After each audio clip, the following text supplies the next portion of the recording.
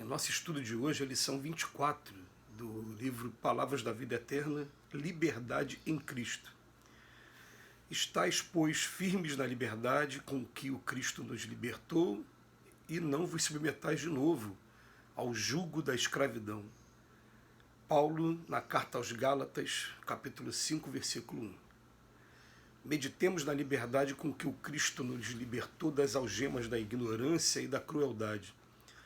Não lhe enxergamos qualquer traço de rebeldia em momento algum. Através de todas as circunstâncias, sem perder o dinamismo da própria fé, submete-se valoroso ao arbítrio de nosso Pai. Começa a missão divina descendo da glória celestial para o estreito recinto da manjedoura com o desconhecido. Não exibe uma infância destacada no burgo em que se acolhe a sua equipe familiar. Respira o ambiente da vida simples, não obstante a luz sublime com que supera o nível intelectual dos doutores da sua época. Inicia o apostolado da Boa Nova sem constranger as grandes inteligências a lhe aceitarem a doutrina santificante, contentando-se com a adesão dos pescadores de existência singela.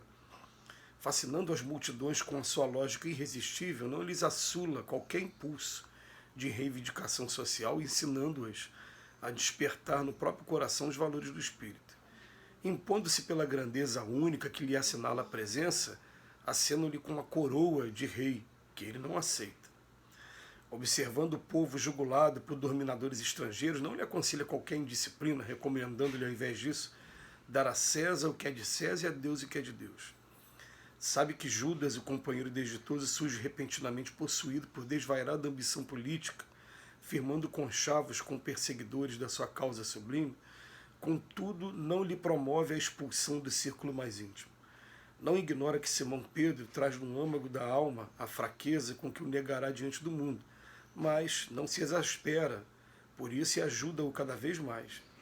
Ele que limpara leprosos e sarara loucos, que restituíra a visão aos cegos e o movimento aos paralíticos, não se exime à prisão e ao escárnio público, à flagelação e à cruz da morte.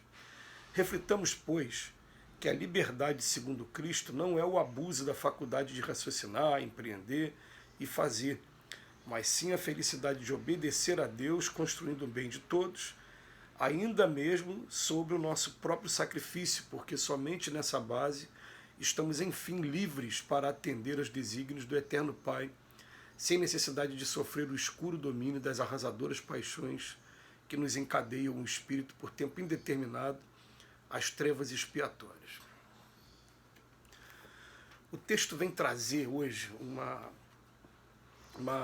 um título que até é difícil de a gente compreender no primeiro momento, que ele fala de liberdade em Cristo. Quando liberdade, né, a gente fica, liberdade me deixa livre para eu fazer o que eu quiser. Mas a gente vai começar a meditar no seguinte, a gente vai começar a meditar que num mundo igual ao nosso, se a gente ficar entregue aos nossos impulsos mais primários, a gente vai continuar ainda muito preso, muito escravo. Essa é a palavra que é a liberdade contrária da escravidão. Escravo aos nossos vícios, principalmente, à alimentação que é inadequada, ao vício ainda dos confrontos, da agressividade mais primitiva. E a gente começa a perceber que Jesus ele traz para a gente que a porta da perdição é larga e a porta da salvação é estreita, que a gente deve fazer um esforço para poder se libertar disso tudo.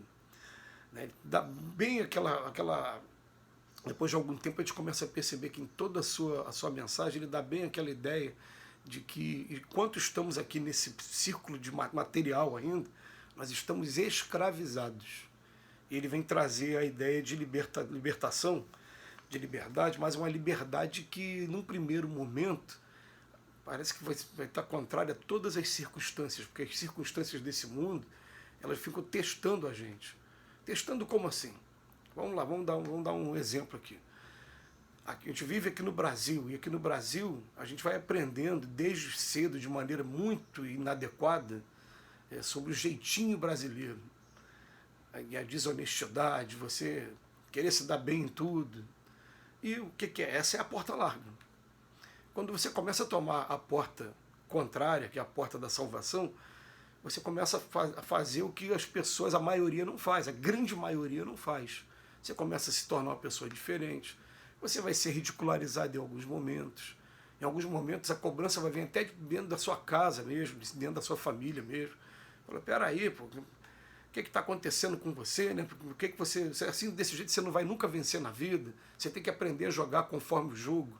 Mas aprender a jogar conforme o jogo é você ser uma pessoa desonesta, é você não respeitar o próximo, é você agir não em conformidade com o Evangelho de Jesus. Aí a gente começa a ter aquelas escolhas. E agora, o que eu faço? A gente percebe muito isso, né? E é até um choque muito grande, porque isso é normal para todo mundo. Mas vou dar um exemplo aqui, quando a gente dá o exemplo de terceiras pessoas, né? É bom a gente evitar falar nomes. Mas palestrante espírita, né, com um trabalho bastante até, vamos botar assim, intenso, e que de repente, quando se vê numa situação prática, acaba não fazendo completamente o contrário do que aprendeu. Por exemplo, né, foi um roubo de um carro.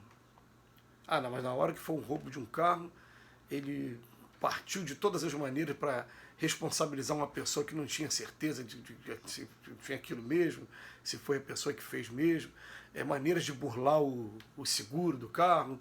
E eu fiquei pensando assim na hora, falei, caramba, como é que é fácil, né, pra gente, né, a gente dizer que é cristão, mas na hora que vem os testes mesmo, eu tomei uma multa, eu vou correndo para procurar alguém dentro do Detran que eu conheça para poder aliviar a multa para mim, que eu tomei porque eu estava errado mesmo. Eu tomei porque parei o carro em cima da calçada. Mas, nesses momentos, vem o jeitinho brasileiro. Né? E aí a gente que está estudando o Evangelho, a gente começa a perceber, poxa, mas não é olha o que o Cristo fez. Né? O Emmanuel, no estudo de hoje, ele vem fazer um resumo aqui da vida do Cristo.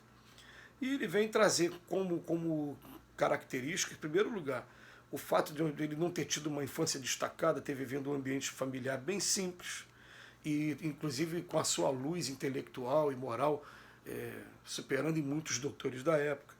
Quando ele inicia o apostolado, não vem constranger as grandes inteligências a aceitar o que ele está querendo, nada disso. Ele vem assim promover alívio às dores das pessoas e trazer a boa nova, que, embora em alguns momentos tenha sido escrito através de parábolas, que muita gente não entenda, assim é sido dito, aliás, né? Quem escreveu foi os discípulos, depois, nos evangelhos. Ele dizia através de parábolas, mas a parte mais importante dessa doutrina, que é o amor, o ensino era bem direto. Aquilo que era o mais fácil ficava bem direto para todo mundo. Aí depois as pessoas querem nomeá-lo com uma coroa de rei, ele não aceita. Ele até fala, meu reino não é desse mundo. Se fosse desse mundo, os meus súditos viriam para me salvar, meu reino não é desse mundo. Depois ele bota aqui, ele observando que o povo estava sendo dominado, massacrado até por estrangeiros, ele não aconselha ninguém a entrar em disciplina, fala, dá a César o que é de César, e ninguém a dar o jeitinho brasileiro, como foi o meu exemplo, né? Dá a César o que é César, de Deus o que é de Deus. Depois ele fala mais uma vez de Judas e de Simão Pedro. O Judas com a desvairada ambição política e o Simão Pedro com a fraqueza que ainda fará negar. Em momento nenhum ele ficou magoado com nenhum dos dois, e no caso específico de Judas, então, até o momento que ele toma o beijo, ele fala assim, o que queres, amigo? Ele se coloca ainda à disposição, chamando Judas de amigo. Né? E ele coloca aqui, mesmo tendo limpado leprosos, sarado loucos, restituído a visão aos cegos, não se eximiu à prisão e ao escárnio público, à flagelação e à cruz da morte. Ou seja, veio para servir, e servir indiscriminadamente e incondicionalmente.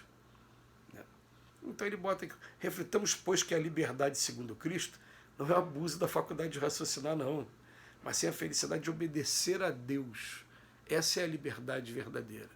Obedecer a Deus. Sair desse círculo de escravidão aos instintos mais primitivos e a esses vícios da matéria que prende a gente e não deixa a gente sair como uma alma, um pássaro a voar. Esse que é o objetivo maior do estudo do Evangelho. Que Jesus nos abençoe mais uma vez, hoje e sempre.